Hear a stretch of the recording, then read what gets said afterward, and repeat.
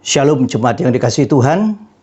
Pada hari ini saya akan membawakan satu tema khotbah yang berjudul plang atau papan nama.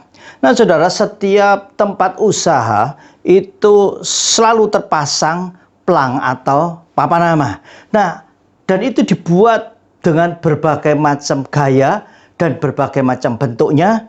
Demikian juga model tulisannya itu bervariasi.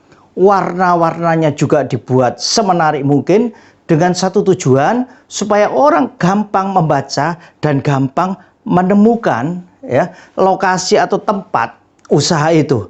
Nah, saudaraku, orang berusaha berlomba-lomba tampil beda dengan perbedaan warna, dengan perbedaan gaya tulisan. Demikian juga masih ditambah dengan aksesoris yang lain. Misalnya dikasih patung-patung. Kita lihat di tahun 80-an. Itu ada banyak toko-toko jeans. Dan di atas toko jeans itu, saudara, di situ dikasih speaker yang besar. Dan kemudian dibuat musik yang memekakkan telinga. Demikian juga dikasih mungkin patung gorila. Dikasih mungkin dokar di atasnya.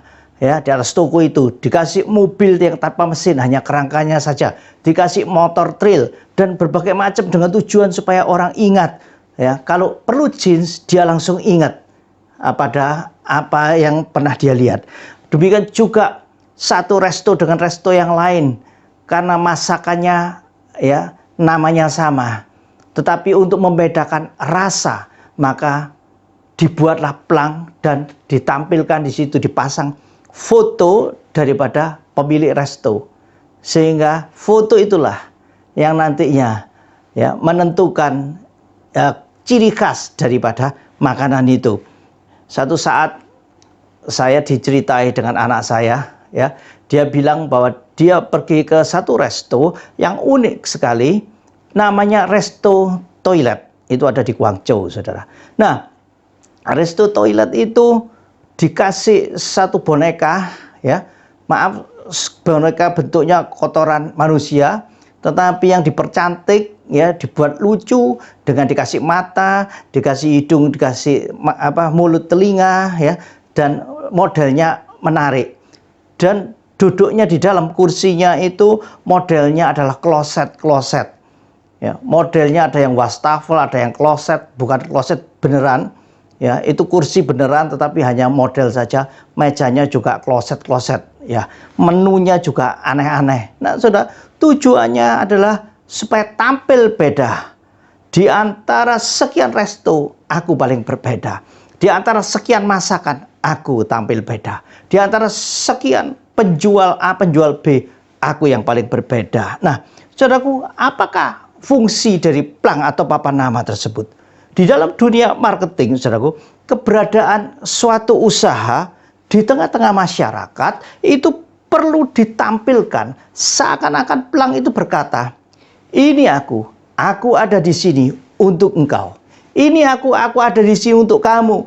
Aku ada di sini untuk memberikan solusi kepada problem dan permasalahanmu. Nah, saudaraku, itu tidak jauh berbeda. Bahwa filosofi itu, saudaraku, sama dengan keberadaan orang Kristen di tengah-tengah dunia.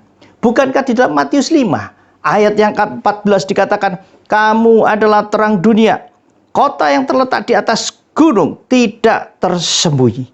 Kamu adalah terang dunia. Terangnya dunia itu berbeda, ya, dengan terangnya yang dari Tuhan, terang yang dari kerajaan surga untuk menerangi dunia. Dunia mungkin berkata, ini loh omongan orang ini benar. Tetapi sebenarnya perkataannya menjatuhkan orang. Perkataannya memfitnah. Perkataannya menghina. Perkataannya mencela. Tetapi orang mungkin berkata, ini loh yang benar. Tetapi terang dunia berkata berbeda, saudaraku. Omongannya berbeda. Cara bisnisnya berbeda. Cara berbisnisnya, kalau dunia menebar kabar busuk terhadap produk-produk kompetitor. Tetapi, saudara, kalau cara bisnis terang dunia, dia hanya mengunggulkan barangnya, produk yang dijualnya, tanpa harus menjatuhkan kompetitor-kompetitornya. Ide-idenya pun berbeda. Idenya membangun, idenya sehat, idenya tidak menjegal, idenya tidak penuh dengan siasat politik ya untuk menjatuhkan lawannya. Nah, saudara, itulah berbeda. Kamu adalah terang dunia. Kota yang terletak di atas gunung tidak mungkin tersembunyi. Apa yang keluar dari mulut kita tidak bisa disembunyikan bahwa ini loh orang Kristen. Apa yang keluar dari ide-ide pikiran kita itu tidak bisa disembunyikan seperti kota di atas gunung. Ini idenya orang benar. Demikian juga perilaku kita, saudaraku, tidak bisa ditutupi seperti kota yang terletak di atas gunung. Ini loh, ya, perilakunya orang benar. Tidak mungkin tersembunyi. Semuanya tampil beda dengan orang-orang sekitarnya. Itulah maksud daripada pengajaran akulah terang dunia. Ya, kota yang terletak di atas gunung tidak mungkin tersembunyi. Saudaraku, kita ini adalah terang dunia. Hidup kita ini seperti pelang yang bisa dibaca oleh sekeliling kita. Dan pelang itu berbunyi, akulah terang dunia. Nah, saudara, bagaimana menampilkan terang itu secara sungguh ya di masyarakat? Bagaimana menampilkan terang itu di tengah-tengah dunia ini? Di dalam Galatia 5 ayat 22 sampai dengan 23. Buah roh, tetapi buah roh ialah kasih, sukacita, damai sejahtera, kesabaran, kemurahan, kebaikan, kesetiaan, kelemah lembutan, penguasaan diri. Nah, itulah yang perlu ditampilkan. Buah roh itulah, saudaraku, yang menjadi tampil beda, yang menyatakan bahwa aku adalah terang dunia. Terang dunia itu dinyatakan yang pertama dalam wujud kasih, sukacita, damai sejahtera. Saya akan membahas satu saja, yaitu mengenai kasih. Saudaraku, perlunya kita tampil atau kita menampilkan kasih di tengah-tengah dunia ini. Kenapa? Di dalam Matius 24 ayat yang ke-12. Zaman ini, saudaraku, zaman ini kita periksa. Dan karena makin bertambahnya kedurhakaan, makin bertambahnya kejahatan-kejahatan, maka kasih kebanyakan orang akan menjadi dingin. Kedurhakaan, kejahatan, kefasikan itu ada di mana-mana. Omongannya jahat, perilakunya sadis, ya, omongannya tidak bisa dipercaya, semuanya bersiasat, saudara. Makin bertambahnya kedurhakaan, di sana durhaka, di situ durhaka, di sini durhaka. Tontonan di medsos durhaka. Ya, kita melihat apa saja pergaulan durhaka, saudara. Banyak dosa. Nah, saudara, itulah yang menyebabkan kebanyakan orang itu menjadi dingin.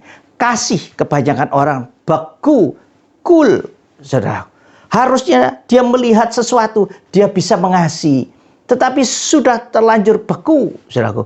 Sehingga tidak ada hati untuk mengasihi orang sengsara. Tidak ada hati untuk mengasihi orang yang seharusnya diberikan pertolongan.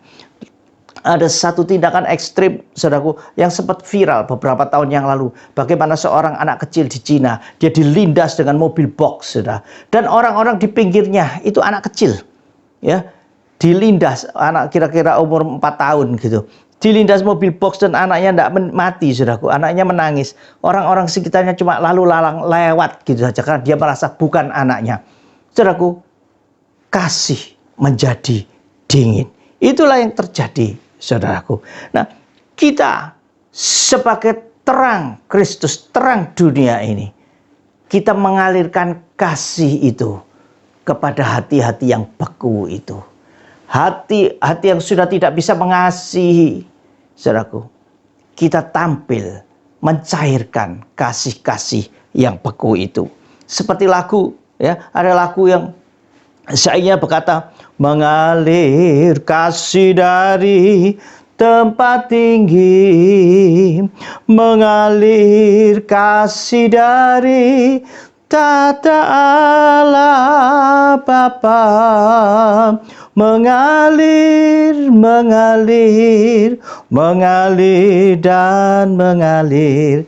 Saudaraku, ya, kasih itu mengalir dari tempat tinggi kepada orang-orang sekitar kita yang kasihnya sudah beku, yang kasihnya itu, saudaraku, perlu dicairkan kembali. Nah, saudara, ini yang terjadi. Ya, kita bisa melihat begitu banyak penipuan, begitu banyak kejahatan yang berkedok, saudaraku, sesuatu yang benar. Sehingga orang jadi ketika melihat adanya orang yang perlu ditolong, langsung refleks kita berpikir, ini orang penipu atau bukan. Daripada berisiko, tinggalkan. Sehingga kita sudah tidak lagi menguji penipu atau tidak, tapi langsung ditinggal. Saudaraku, oleh karena apa? Oleh karena banyaknya kedurhakaan, sehingga kasih ini menjadi dingin. Nah, saudaraku, fungsi pelayanan di gereja, yaitu fungsi asyir, saudara, itu sangat penting. Itu mencerminkan kasih yang ada, kasih Kristus yang ada di dalam gereja, itu ditampilkan keluar melalui pelayanan asyir itu. Ketika jemaat dalam kondisi dan keadaan tertekan, kondisi keadaan stres, kondisi keadaan yang putus asa, ketika dia datang ke gereja dan dia disapa dengan kata-kata penuh kasih, dia dipeluk dengan pelukan penuh kasih, dia disalami dengan salam yang penuh kasih, saudaraku, cair. Dia bisa merasakan kasih Allah menjamah dia melalui asyir itu. Sehingga dia pulang, dia mendapatkan kekuatan. Ketika dia duduk di bangku gereja, dia hatinya sudah senang. Sehingga dia dengar khotbah dengan senang. Sehingga dia nyanyi dengan sukacita. Sehingga dia bisa menegur kiri kanannya, saudaraku, menyapa dengan damai sejahtera. Dan pulang membawa damai, membawa sebuah perubahan. Diawali dengan asyir, pelayanan di depan itu, saudaraku.